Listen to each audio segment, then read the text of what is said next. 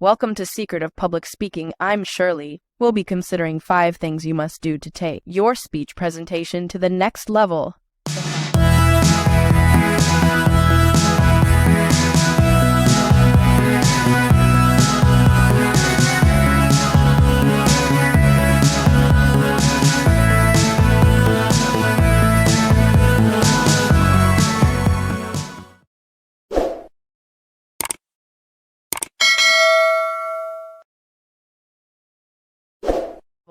The 5 things are eye contact, smooth transition, choice of words, gestures, and facial expressions. Let's take them one by one. Eye contact. Eye contact is important. Some avoid eye contact in order not to get afraid, shy, or feel intimidated. However, eye contact with your audience is a sign of sincerity. It is a general belief that people avoid eye contact when they are lying. But, eye contact could be misunderstood if it lasts too long. If you maintain a long eye contact with someone older than you, it could be taken as rudeness in some culture.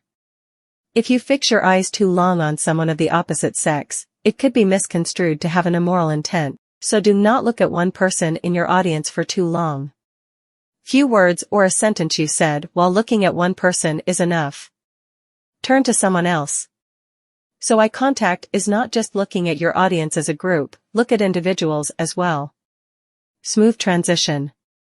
Public speaking is not just talking like a supervisor giving instruction to his workers. You are like a tour guide. See yourself as taking your visiting friends around where you live. As you take them along, you point out things you want them to note. If you will change your direction as you walk along the road, you let them know, so they would come along with you. It is your duty to help the audience know when you are changing direction, viewpoint, supporting, or opposing an idea. You should help them know how many points you made.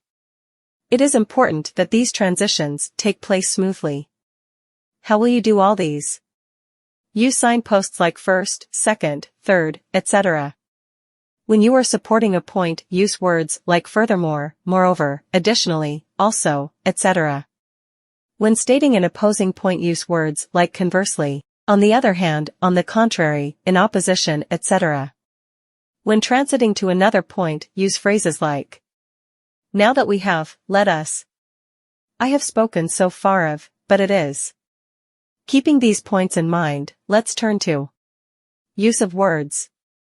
Endeavor to use appropriate words. Your choice of words should suit the occasion, your audience, and your topic. Bear in mind that your aim is to communicate, not to show off. Hence, use familiar words rather than big words that most people in your audience do not know their meaning. Anything that will hinder smooth communication is not needed. Use specific words rather than general words.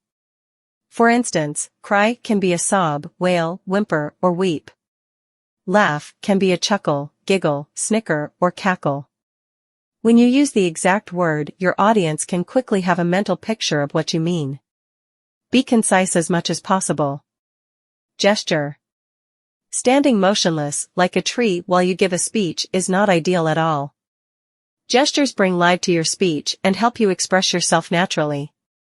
But, when gestures are done excessively, the speaker becomes a dancer and the audience will no longer listen to his speech, but watch his dancing steps.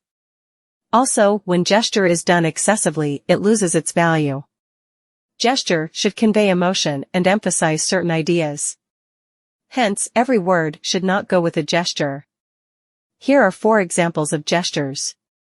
1. Nod your head. Nod your head to show agreement to a point. When your audience responds favorably to your question, nod your head to show you accepted their answer. 2. Shake your head. Shaking your head may indicate disagreeing with a notion or that what you are saying is unfortunate. 3. Raise your shoulders. Raise both shoulders to indicate your rejection of a notion or to indicate indifference to an idea.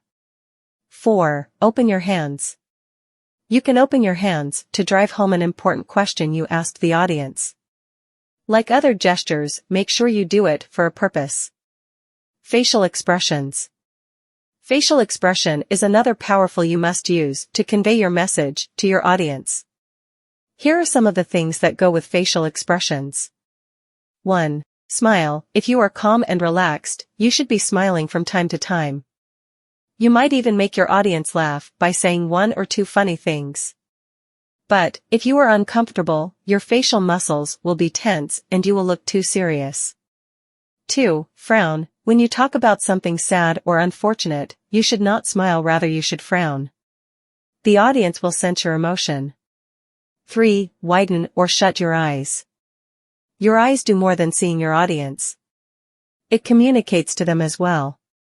Use your eyes to express emotion. This is where the cookies crumble on today's video. Next video will be on how to handle question and answer sessions.